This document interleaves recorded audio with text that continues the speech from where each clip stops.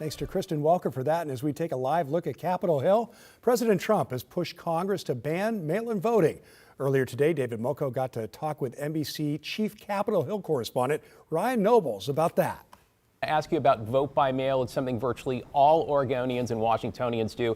We are essentially the gold standard. President Trump, as you know, issued an executive order. He wants Homeland Security to compile lists of people eligible to vote and have the U.S. Postal Service only send ballots to those people. He's also expressed interest in not counting ballots that arrive after Election Day.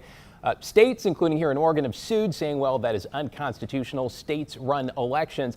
I'm really curious to know, when it comes to Congress, are you seeing any appetite on either side for a change in approach when it comes to mail-in voting?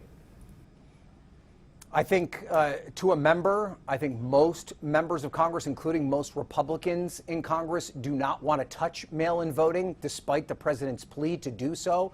I think that they believe that it is a safe and effective way to conduct elections, and I think what you see play out in places like Oregon and Washington and Arizona and other states that predominantly vote by mail, those elections are safe and secure and accurate, and there's no reason to think otherwise.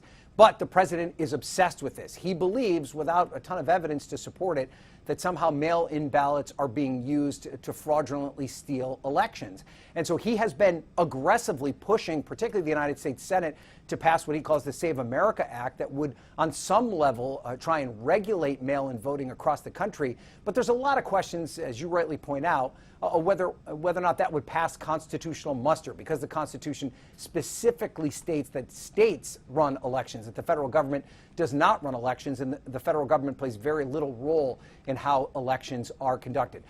The short end of this, David, is that it's not going to impact this election at all. We're too far in.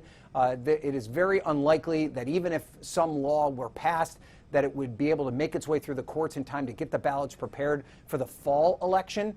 But there is a fallout politically for Republicans, and I think you saw that play out today in Texas, where the president chose not to endorse the incumbent Senator John Cornyn in Texas over the Attorney General candidate Ken Paxton, who has a series of scandals tied to him, in part because John Cornyn would not forcibly push the SAVE Act through the Senate by abandoning the legislative filibuster. So even though I don't think that this is something that's happening anytime soon, that doesn't mean that Donald Trump is not going to make those who bucked him on this pay the price.